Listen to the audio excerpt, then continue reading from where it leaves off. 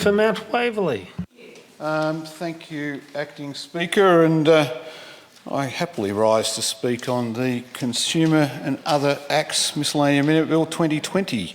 And I do thank the Minister for Consumer Affairs for her considerable work in what is, as others have rightly said, a very technical bill, but nonetheless important, because it is the attention to detail in these technical bills that really show the commitment of the Andrews government to take us step by step by step to a better Victoria.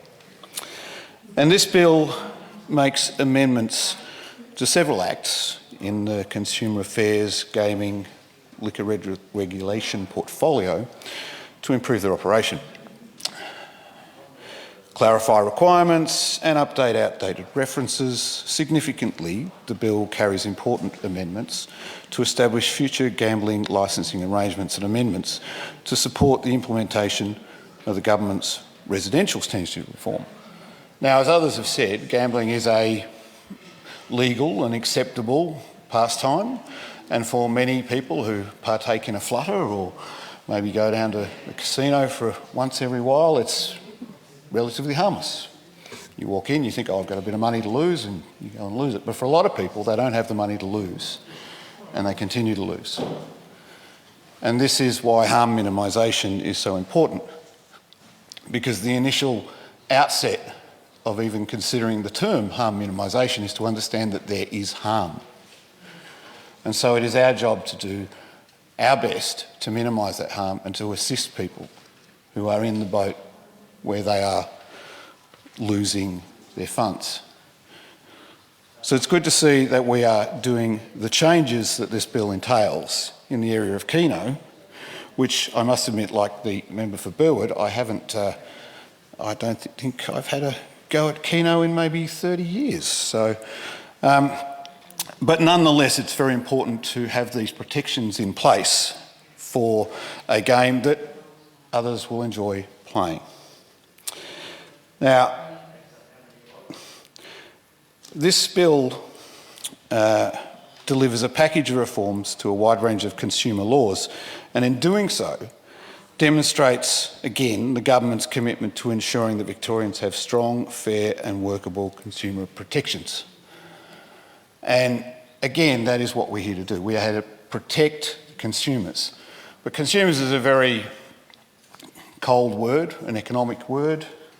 What we're really talking about here is people, Victorians, and the protection of those Victorians in this vein who, you know, we're all consumers.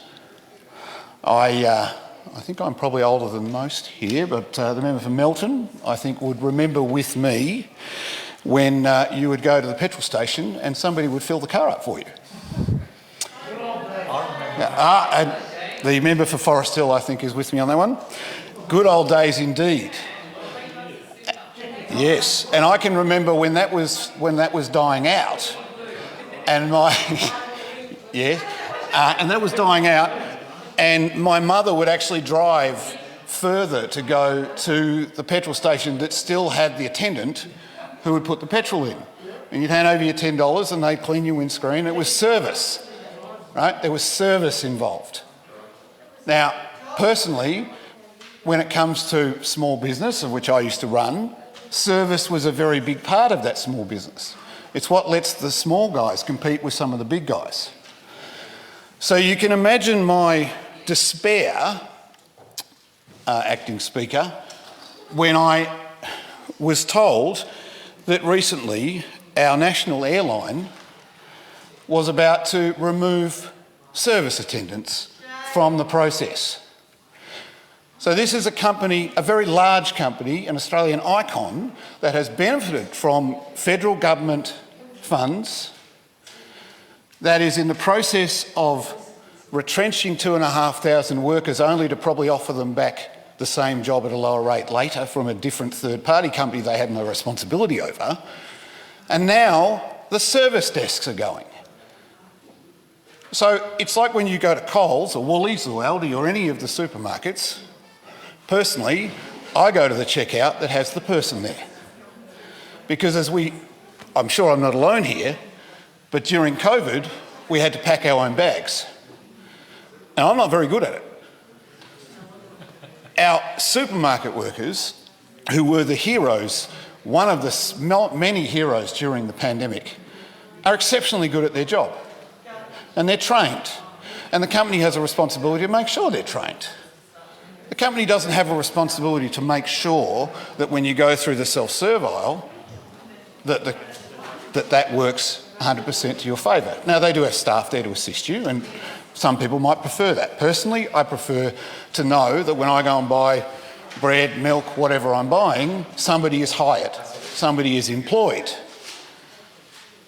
Because jobs are important, and now more than ever, Acting Speaker, jobs are important. So to hear that Qantas are dismissing or in the process of getting rid of those service people, well, I would just say to you, Acting Speaker, that is not the spirit of Australia. Yeah. Now, sorry, I'm a bit grumpy about that.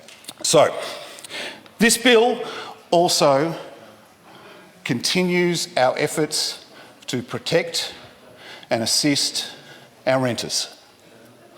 And as we said in this House time and time again, our renters, the houses they are in are their homes.